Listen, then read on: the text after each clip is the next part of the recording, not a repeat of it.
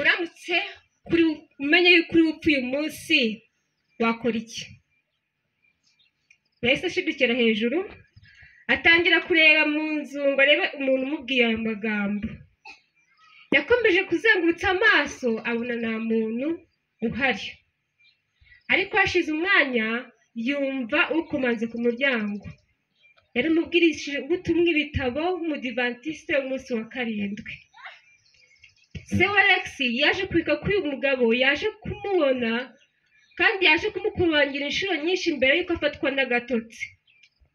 Nuko uwo mugabo yarinjiye, se wa Alex yamwemera yuko baganira.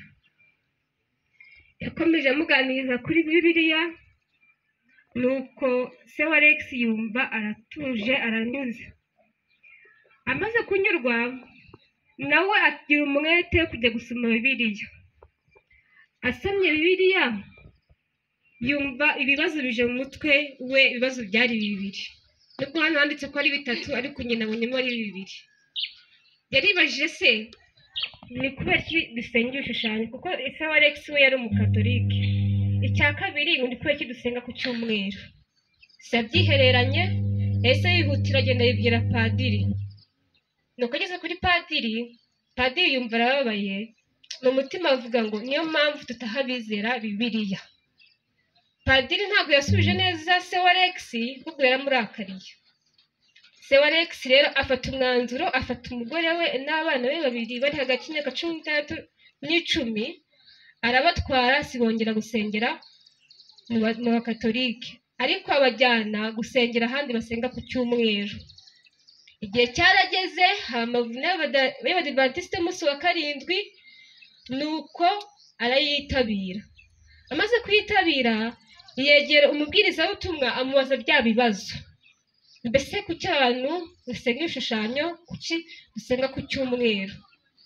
Umubwiriza w'ubutumwa aramusobanurira, nuko se wa Alex amenya iby'umucyo w'isabato. Afata umwanzuro, afata umugore n'abahungu be bahinduka abadivantiste umunsi wa karindwi. Twavuga ngo iki?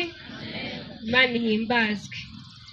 Amaze guhinduka abadivantiste umunsi wa karindwi, kuko bari bafite abavandimwe n'inshuti mu bakatolike, aba bavandimwe barabanze, babaye nk'aho nyine babaye gicibwa.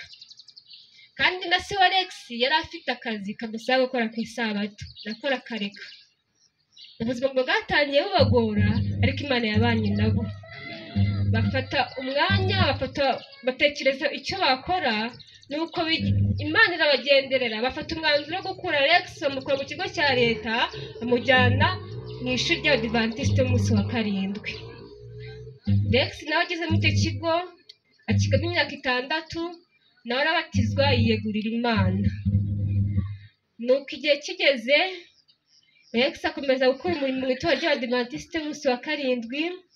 Alex ni umuyobozi w'isabato, w'ishuri ryo ku isabato muri niyo y'amajyepfo y'iburasirazuba y'Ubuhinde. Alex baranezerewe, anezezwa nuko iryo jwi ryabujije se amahoro.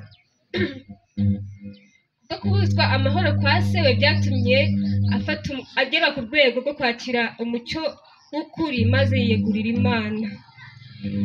Alex aragira ati newe ishema no kuvuga yuko narangije mu ishuri ry'abadivantiste yigagamo.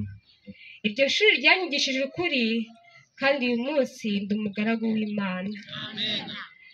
Ubwo rero umugabane w'amaturo y'isabato ya 13 y'iki gihembwe uzafasha umushinga wo kubaka icumbi ry'amashuri y'abakobwa mu kigo Alex yizeho muri Tanjavur mu gihugu cy'Ubuhinde. Umwanditsi arasoza agira ati tubashimiye ko muri gutegura amaturo y'ubushake y'isabato ya 13 muzatura kuri 30 Werurwe. Uwiteka akomeze kuduha umutima kurushaho gutegura iri turo. Ukomeze kugira isabato nziza. Amen.